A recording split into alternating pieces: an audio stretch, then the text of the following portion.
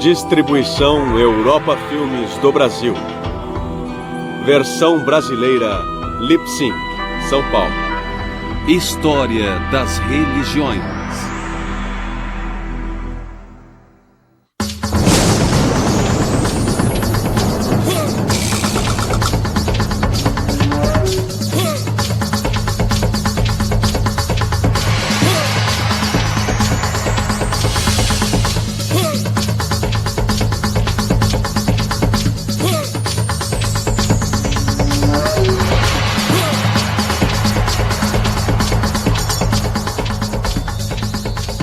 Religiões de pequenas sociedades.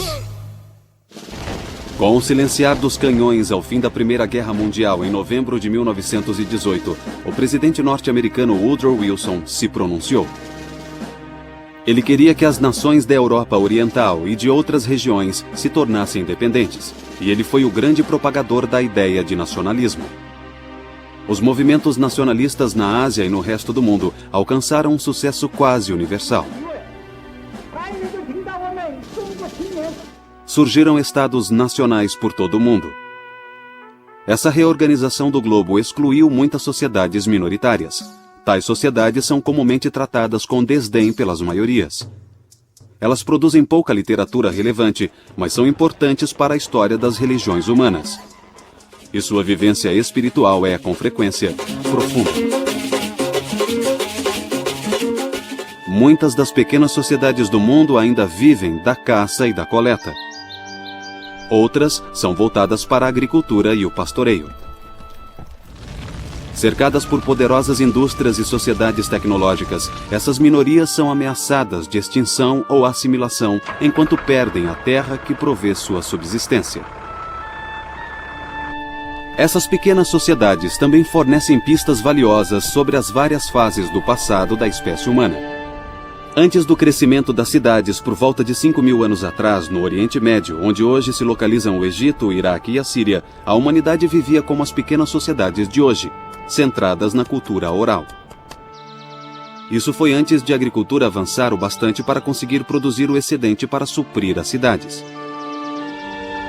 Há relativamente poucas sociedades pequenas na Europa e na região do Oriente Próximo, porque o cristianismo e o islamismo têm dominado essas regiões desde tempos antigos. Apenas o Ártico europeu ainda é uma exceção, mas apresentaremos alguns exemplos das antigas religiões pré-escrita da Europa, dentre os vários lugares e povos com os quais iremos nos deparar. Cada uma dessas sociedades tem sua própria maneira de pensar e sua própria experiência particular.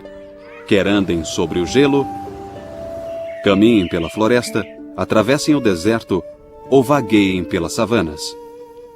As sociedades pequenas têm um elo especial com o seu meio ambiente.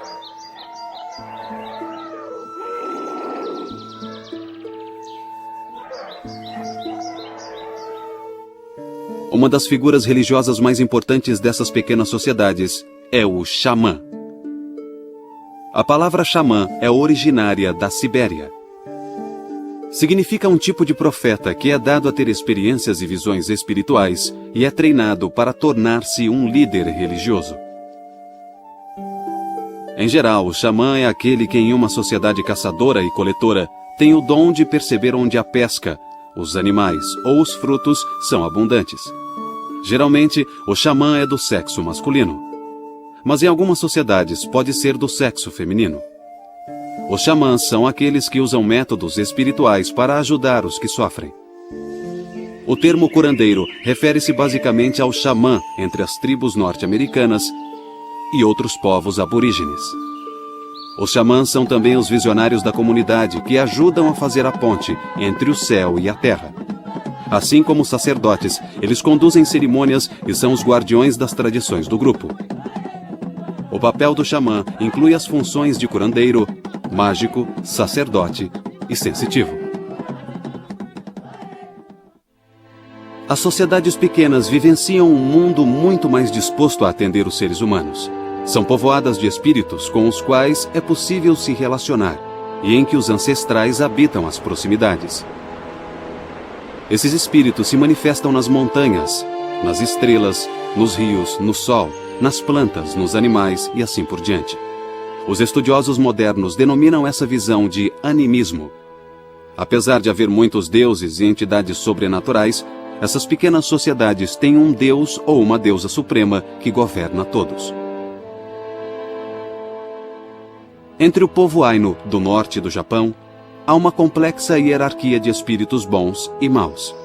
O maior desses deuses celestiais é o Sol. A Lua é considerada a esposa do Sol. Quando a Lua não está visível, dizem que ela foi se encontrar com seu marido. Na Terra, os Ainus acreditam que o Deus maior é o fogo. Nas religiões das pequenas sociedades, a divindade suprema é muitas vezes distante. Por esse motivo, não existem sacrifícios ou outros rituais especiais associados ao Deus Supremo. O mais provável é que entidades menores se preocupem com os homens e os animais. Mas o Deus Supremo estará sempre presente no pensamento das pessoas. Os deuses e espíritos das pequenas sociedades também podem ser almas de algum objeto material da Terra. Significa que o Deus do Fogo reaviva o fogo, onde quer que ele exista. O Deus Urso vitaliza os ursos. O Deus do Mar vitaliza o mar. Na verdade, cada manifestação terrestre de um Deus expressa o espírito daquele Deus. O Deus Supremo tende a ter certas características em quase todas as culturas, em particular nas pequenas. Primeiro, o Deus Supremo não é associado ao culto ritualizado, pois acredita-se que esse Deus seja indiferente aos seres humanos. Os humanos são criados, cuidados, recompensados e punidos por divindades menores. O Deus superior habita um reino celestial e normalmente não desce à terra.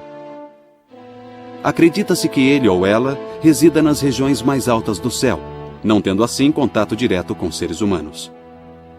As pequenas sociedades tradicionais pelas quais circula o xamã contêm forças poderosas que inspiram medo e alegria, atração e repulsa. Em resumo, forças que inspiram temor.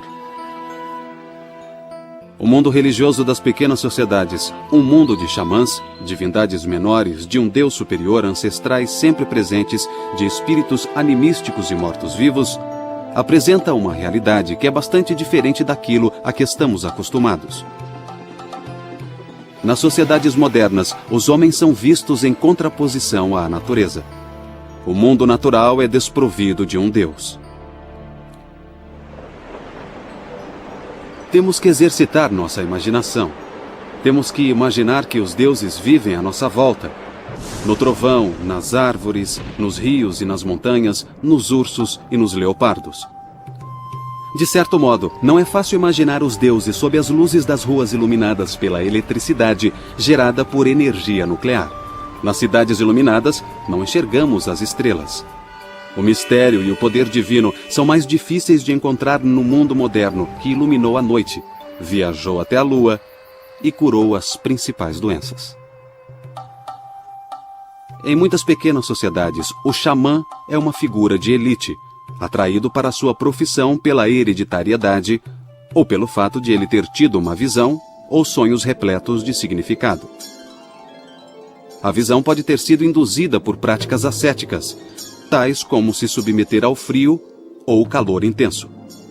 Por exemplo, chalés para suar são utilizados no norte da Europa, na América do Norte e pelos povos da Sibéria. É um tipo de tenda ou cabana, onde se colocam pedras aquecidas. São os precursores da sauna que os ocidentais modernos desmistificaram e converteram em um instrumento para alcançar o bem-estar físico.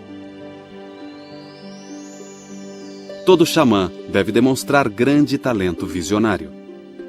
Entre muitos nativos da América do Norte, existe a tradição fortemente arraigada na busca da visão, em que um jovem sai para viver sozinho em um local selvagem e de grande significado espiritual.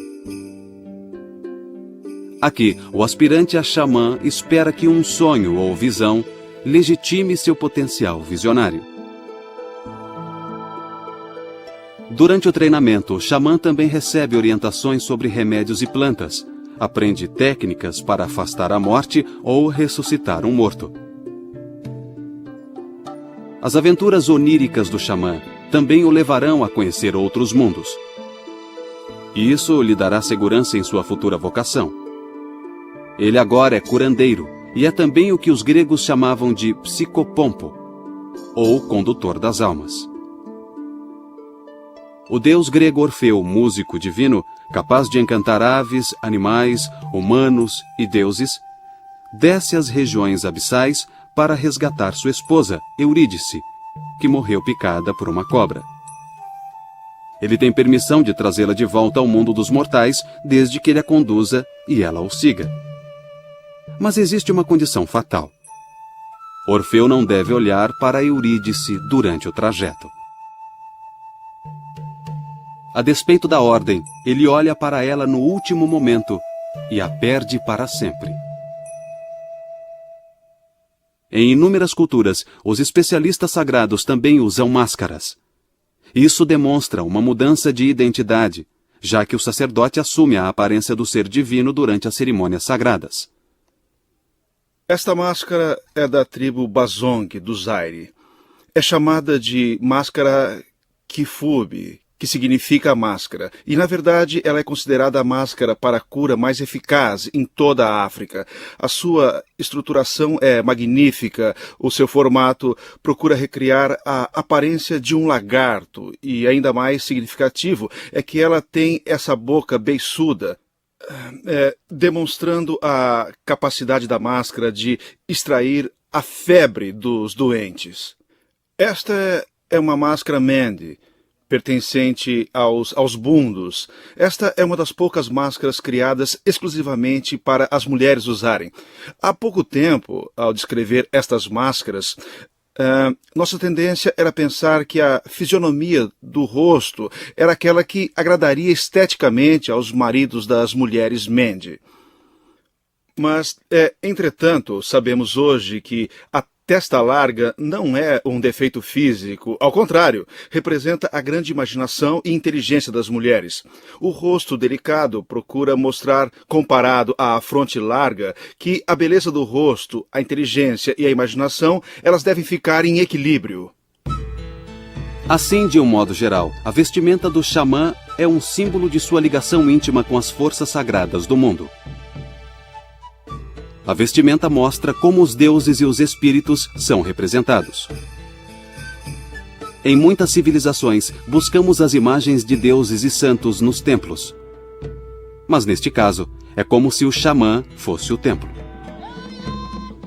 Podemos ainda acrescentar que nem toda a elite espiritual preenche o papel completo do xamã, mas alguns elementos do padrão xamânico estão presentes num grande número de sociedades.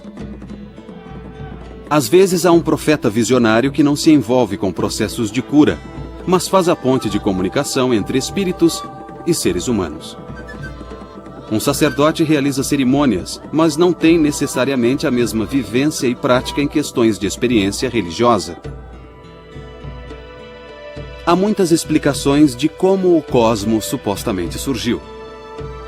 Talvez a descrição mais frequente seja de que o mundo surgiu de uma espécie de vazio ou nada, trazido à vida por um criador ou criadores.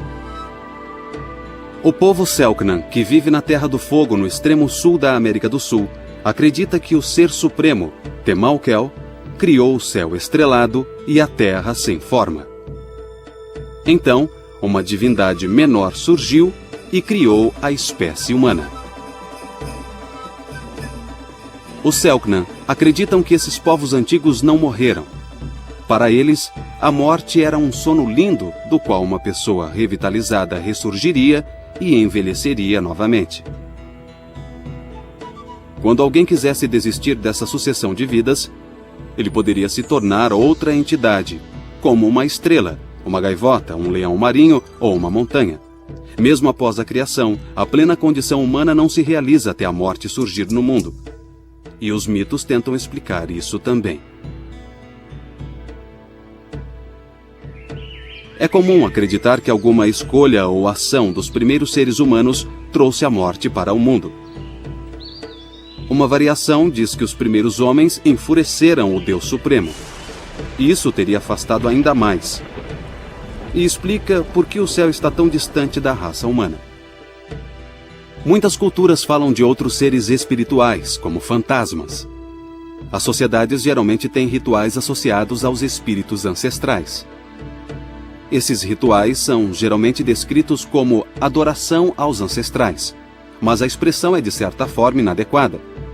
Apesar dos ancestrais serem reverenciados, não são adorados como deuses. Se os mortos são temidos, é porque alguns espíritos de mortos acreditam que lhes foi negado o ritual necessário para guiá-los em segurança para o além. Na Roma antiga, acreditava-se que os mortos perdiam sua individualidade à medida que se mesclavam com os dimanes, ou deuses ancestrais das profundezas. Ao contrário da maioria das culturas, os antigos romanos acreditavam que os ancestrais se tornavam deuses, e os mortos eram considerados um conjunto divino. Sacrifícios eram jogados em valas no Foro de Roma e outros locais durante festas para os mortos. As valas eram um meio de comunicação com as profundezas de forma bastante literal. Os povos do Ocidente geralmente não se veem como praticantes de culto aos ancestrais, mas a comunhão dos santos entre os católicos e outros cristãos é, na verdade, semelhante à adoração dos ancestrais. Os católicos romanos falecidos são considerados integrantes da Igreja Maior, a Igreja Universal, que acolhe os que têm vida eterna, cuja fé os levou à presença de Deus. Em época diferente, em outra parte do mundo, existe o sacrifício do urso do Ainu, o povo aborígene que habita o extremo norte do Japão. Frequentemente eles engordam e mimam um filhote. A aventura de capturar essa cria é oferecida ao jovem Ainu e seus esforços lhe conferem valentia. O filhote pode até ter sido criado dentro de casa, mas quando se torna grande, bruto e com as garras afiadas, ele é preso em uma jaula resistente. Ali, o urso será preparado para o momento mais importante de sua vida, sua própria morte. O sacrifício de animais geralmente está associado ao ato de comer, talvez porque seja comum associar o fogo aos atos de sacrifício. De acordo com o pensamento simbólico, o fogo ajuda a conduzir as coisas para o alto. É comum imaginar que os deuses habitam o céu e que são invisíveis. Assim, é bem apropriado queimar os objetos para que sua essência seja enviada na direção do reino divino. Aqueles que fazem o sacrifício renunciam a algo valioso. Como qualquer presente, perde o significado se não tiver valor. Geralmente, o sacrifício é oferecido para influenciar o humor do espírito, mas pode ser que o ofertante acredite que seja devido. Os sacrifícios são realizados para que determinado Deus se mantenha bem relacionado com quem faz o sacrifício. Algumas oferendas são feitas para trazer chuva ou colheitas férteis, ou vitória numa batalha. Assim, os sacrifícios cobrem mudanças naturais e eventos materiais que beneficiam o indivíduo ou o grupo. Eles podem auxiliar nas mudanças sociais ou podem expiar algum pecado ou quebra de tabu. Até recentemente, alguns povos realizavam sacrifícios humanos. Isso pode incluir elementos de canibalismo por motivos bastante óbvios. Assim como o consumo de carne animal é visto como algo que fortalece quem a consome, comer a cabeça ou o coração do chefe inimigo pode transferir sua coragem e força a quem o matou e a seu grupo. Os sacrifícios humanos eram comuns na América Central, por exemplo, entre os astecas, caribenhos e outros. A lógica dessa prática era a de que a oferenda era bastante valiosa ou poderosa. Os astecas tratavam a vítima de sacrifício com muito respeito e lhe ofereciam uma ótima vida enquanto ela durasse. Os astecas também acreditavam que o jovem a ser sacrificado se tornaria um deus após sua morte. Portanto, os rituais, privilégios e honrarias oferecidos pretendiam reconhecer ou conferir status de divindade ao futuro Deus em sua passagem desta vida para a outra. Como já vimos, nem todo sacrifício envolve a matança de homens ou animais. Vários envolvem plantas ou até presentear com artefatos. O importante é o valor da oferenda. E nem todos os rituais implicam em sacrifícios. Como já vimos, o xamã também é curandeiro, e essa função requer certos rituais. Outros ritos antigos que persistiram nas sociedades indígenas incluem formas de magia, manipulação de forças sagradas inerentes ao mundo natural, métodos de cura através de curandeiros e curandeiras, magia, adivinhação e o uso de oráculos. Na verdade, parece que uma variedade de práticas similares espalhou-se um dia pelo mundo, produzindo um conjunto de diversas religiões com vários temas em comum. Tal sistema aparentemente se espalhou pelo mundo todo antes e durante o surgimento das grandes civilizações urbanas. Antropólogos e demais estudiosos têm debatido muito sobre as diferenças entre magia e religião. A distinção é muitas vezes difícil de ser feita. Como alguns de nós, de culturas avançadas e tecnológicas, costumamos duvidar da magia. Geralmente não percebemos que a fórmula mágica é muito razoável dentro de uma visão de mundo onde não há concepções científicas modernas. A magia costuma empregar fórmulas sagradas, como orações. As pessoas oram pedindo chuva porque pensam que o Deus do céu controla as nuvens de chuva. Ou podem tentar manipular um poder secreto das nuvens. Em algumas sociedades, acredita-se que determinada fórmula traz chuva com ou sem a vontade do Deus da chuva.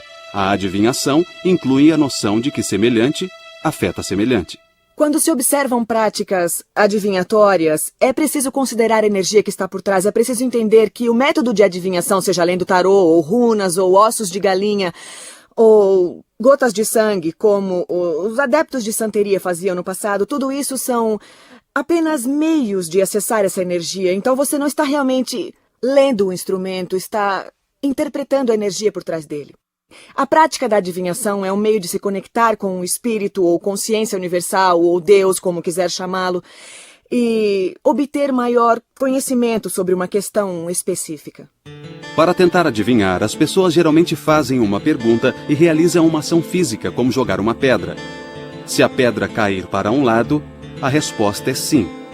Se cair para o lado oposto, a resposta é não. Tais recursos de adivinhação são amplamente conhecidos.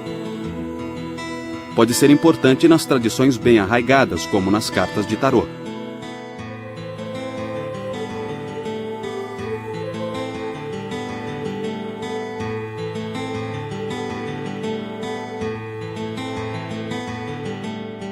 Muitas pessoas também acreditam no augúrio, que é a crença em presságios. Nesse caso, visões ou sons, tais como os de pássaros, podem ser indicadores de algum evento futuro. Os rituais de magia muitas vezes incluem a prática de bruxaria. Se uma pessoa sofre um infortúnio ou adoece, isso pode muito bem ser atribuído à ação maligna de uma bruxa. A arte da adivinhação, isto é, a leitura de oráculos, presságios e profecias, comumente inclui a tentativa de identificar o malfeitor para reverter o mal. Alguns autores ocidentais fazem uma clara distinção entre magia negra, que envolve intenção maligna, e magia branca. Muitas pessoas fazem uma distinção entre magia branca e magia negra. Magia é magia. Não existe absolutamente nenhuma diferença. Para mim, a magia é exatamente igual à eletricidade. A eletricidade flui pelo caminho mais curto. A magia tem seu próprio caminho e seu próprio fluxo. Como esse fluxo é direcionado ou aproveitado, determina se a magia está ou não sendo usada para o bem maior ou servindo aos propósitos individuais de alguém. Tudo depende da intenção com que é manipulada. Se ela for direcionada para prejudicar alguém e esse mal beneficiar diretamente uma pessoa, a maioria das pessoas a rotularia de magia negra, enquanto a magia branca tem por finalidade curar, usar a mágica para curar. Mas, na verdade, depende de como você a usa. Por exemplo, o martelo é só um martelo. Podemos usá-lo para bater um prego ou afundar o crânio de alguém. E com a magia é a mesma coisa. A palavra witch, bruxa, origina-se da palavra anglo-saxã Wicca e significa aquele que é sábio. Wicca não é satanismo. Não comemos criancinhas, não sacrificamos pessoas nem animais. Muitos dos estereótipos de hoje surgem diretamente do que foi divulgado por Hollywood. Wicca é uma religião de culto à terra, naturalista, que honra as duas faces da divindade, o deus e a deusa. E os seguidores de Wicca honram a terra. A bruxaria incorpora uma crença chamada de causalidade análoga. Uma pessoa pode influenciar outras através de meios naturais, tais como espetar uma boneca que se parece ou tem certa semelhança com a vítima em questão. Isso é o que muitas pessoas conhecem como boneca ou boneca de voodoo. A tradição voodoo utiliza bonecos que representam a pessoa contra quem o trabalho é feito e tem uma série de conotações negativas. Mas algo dessa natureza não serve apenas para prejudicar alguém. Pode também ser usado para curar, que era a sua função original.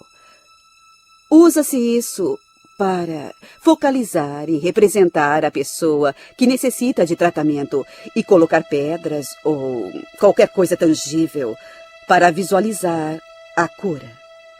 Então, é preciso dizer que há muitas conotações positivas além de negativas. Geralmente, quando pensamos em religião, a moralidade não está muito distante. Então, é surpreendente saber que nas sociedades pequenas há pouca ou nenhuma ligação entre religião e moralidade. Nem mesmo os deuses agem sempre de maneira muito nobre. É claro que algumas sociedades primitivas interpretam eventos ameaçadores como trovões e raios como atos caprichosos dos deuses. Às vezes, esses eventos são interpretados como punição por alguma transgressão humana ou, talvez, por violar um tabu. Eventos ameaçadores também são interpretados como vingança divina, que é uma motivação divina que tem pouco ou nenhum mérito moral. E é preciso lembrar que nem todos os espíritos são vistos como bons. Portanto, seriam atos malignos ou hostis de outros espíritos nessa ampla sociedade formada por pessoas, ancestrais e deuses. As decisões morais refletem um sistema de crenças que é normalmente derivado de uma tradição religiosa ou de algum substituto secular de fé religiosa. Assim, não deveria ser surpresa que diversos grupos indígenas considerem a moralidade, os costumes e os tabus como parte de uma visão de mundo mais ampla, que inclui o que hoje conhecemos como religião. A questão é que, para a maioria dessas sociedades, é o comportamento inadequado que ameaça o grupo. Geralmente, as sociedades também condenam as ações que possam ameaçar ou enfraquecer a comunidade. Mas numa pequena sociedade com seus ancestrais e deuses, não é fácil distinguir as normas socialmente definidas das religiosamente definidas. As pequenas sociedades seguem várias moralidades sexuais.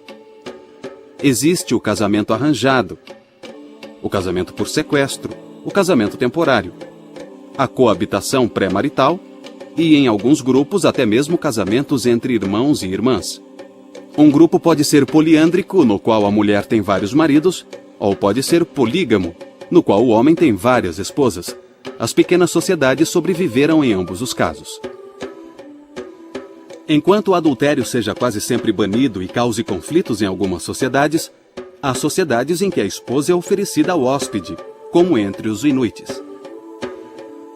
Os ocidentais criticam severamente o que chamam de ética primitiva, porque ela abrange práticas como o canibalismo e o sacrifício humano, apesar de serem poucas as sociedades que as praticam.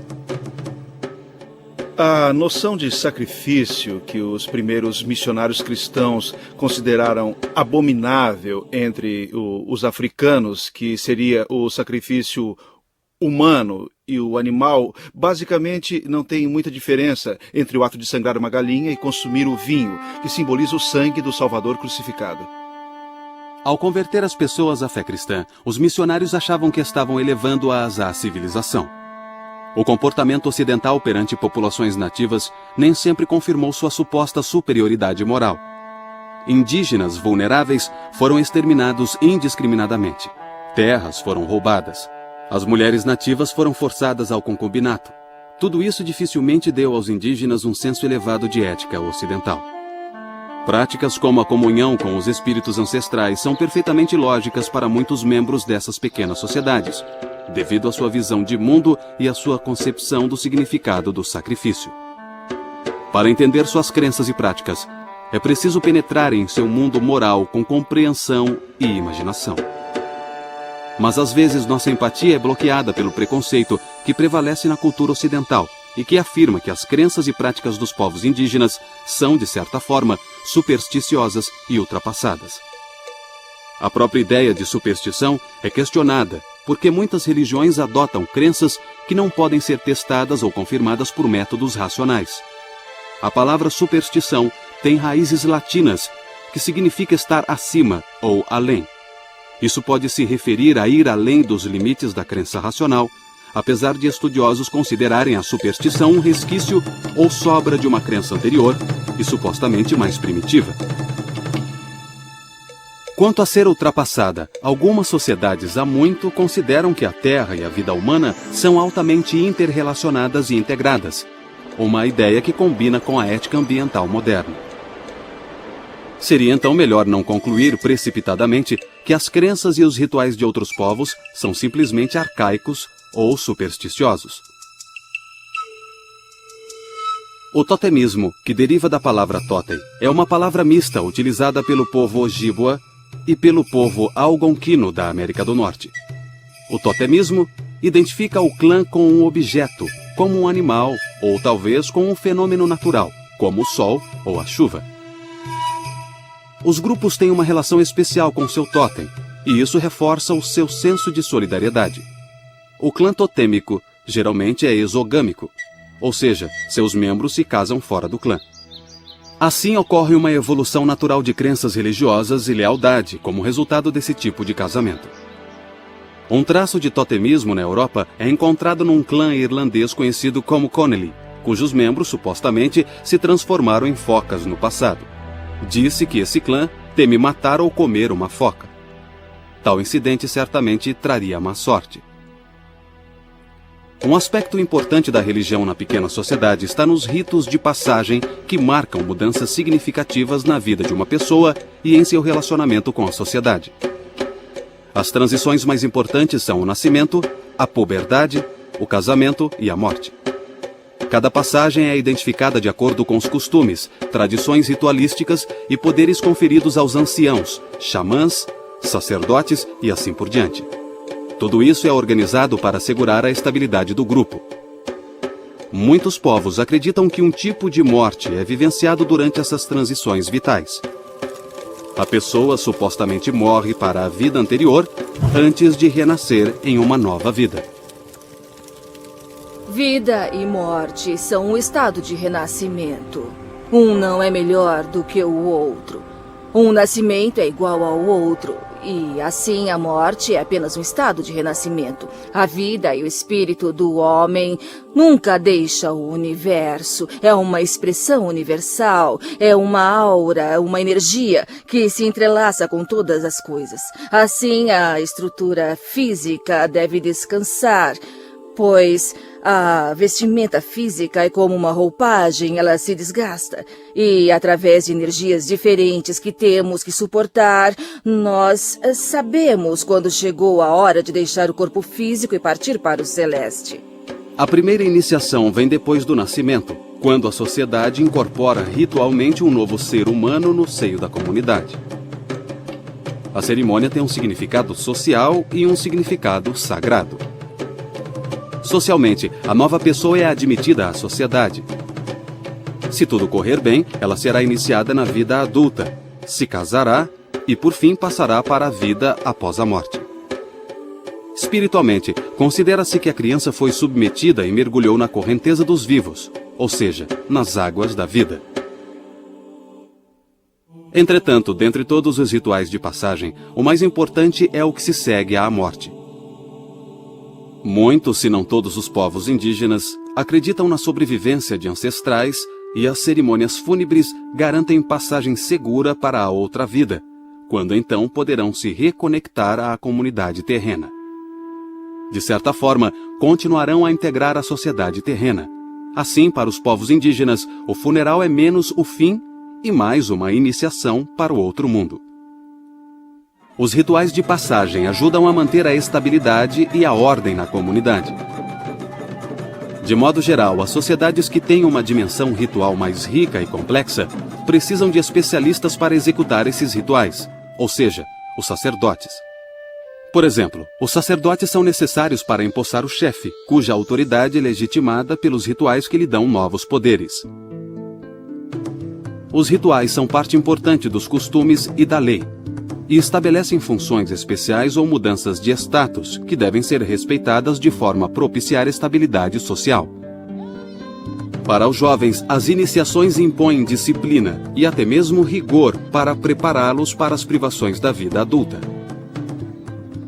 Existem muitas fases na vida de um pagão ou de uma bruxa que são celebradas de acordo com as tradições Wicca, tais como o ritual de passagem, quando um adolescente abandona a adolescência ou a infância, atinge a vida adulta e assume certas responsabilidades. O rito de passagem o posiciona dentro da comunidade e ele passa a integrar e ser responsável perante ela. Hoje, estamos diante do deus e da deusa, e com esta Artemísia eu defumo tanto o corpo, quanto a mente e o espírito, porque hoje você passa diante da inocência e da infância e cruza o limiar da feminilidade.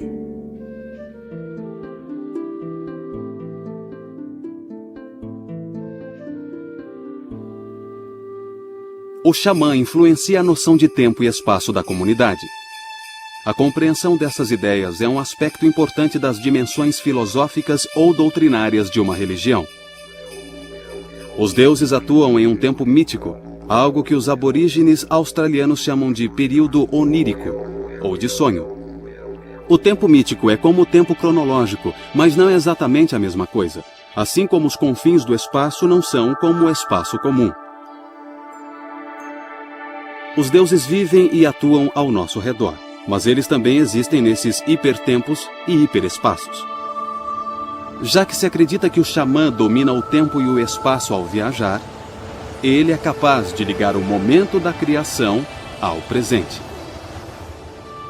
Como as religiões convergiram e se desenvolveram ao longo dos séculos, alguns dos temas antigos começaram a se desenvolver separadamente. A sociedade tornou-se mais diferenciada e vários aspectos da prática e da vida xamânica foram reformulados. O impacto mais profundo nas sociedades pequenas ocorreu durante o período moderno, quando a terra foi dominada, primeiro pelos impérios e depois pelos estados nacionais. Quando as tribos habitavam regiões cobiçadas, eram simplesmente transferidas ou dizimadas.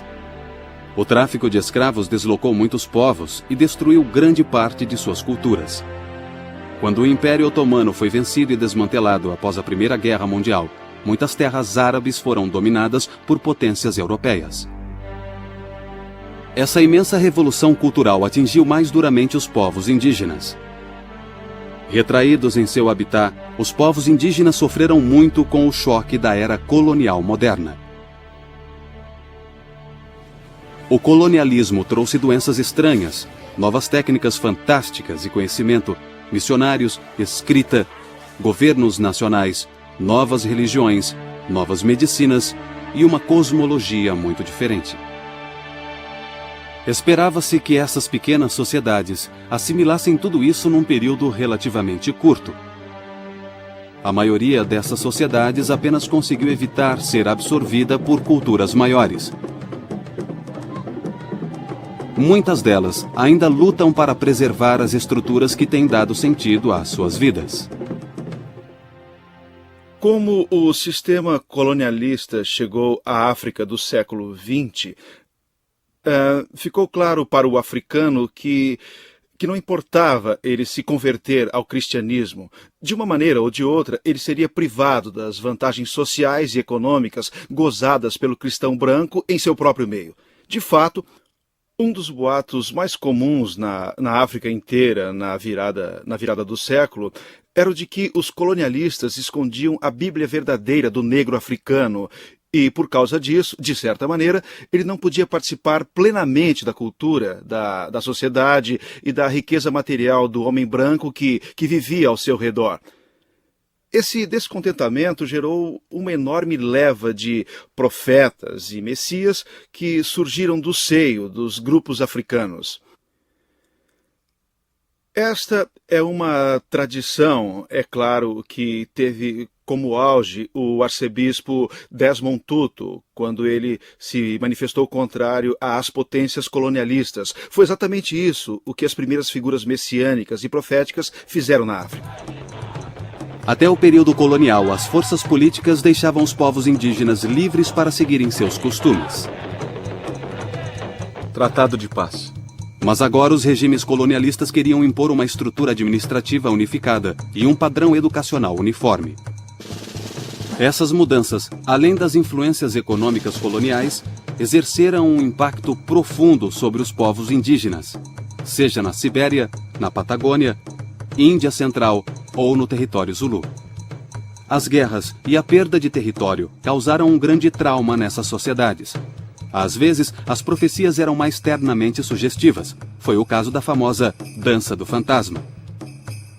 O profeta Uavoca, da tribo norte-americana dos Paiute, instruiu seus seguidores a dançarem num ritual típico. Apesar da mensagem de Uavoca ser pacífica, os movimentos da Dança do Fantasma geraram uma reação armada. Culminou na tragédia de Wounded Knee, em 1890, na qual 200 homens, mulheres e crianças da tribo Dakota foram mortos por tropas norte-americanas no novo estado de Dakota do Sul.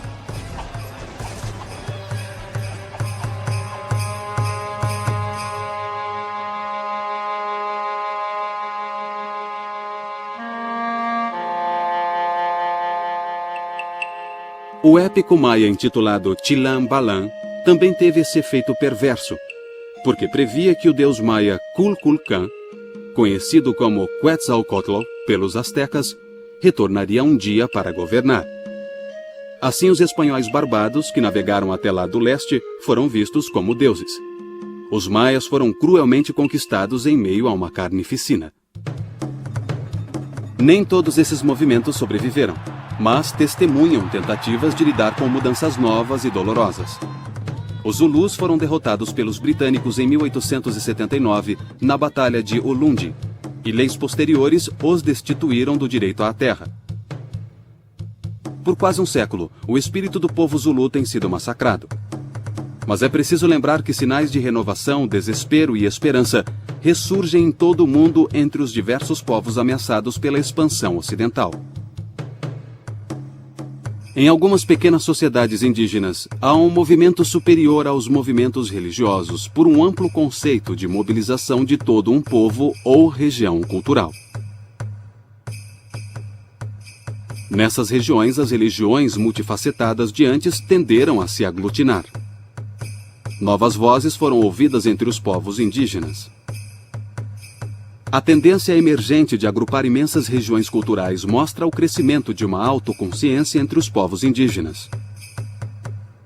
Isso pode levar a uma concepção mais ampla e mais coletiva de suas religiões.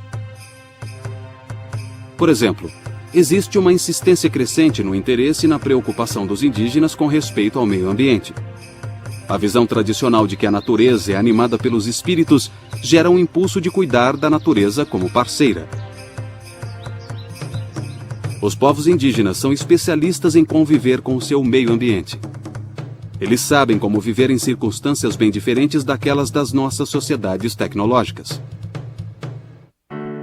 Ao longo dos séculos, as grandes civilizações absorveram elementos de culturas indígenas mais antigas, transformando seus rituais em ritos que têm um novo significado.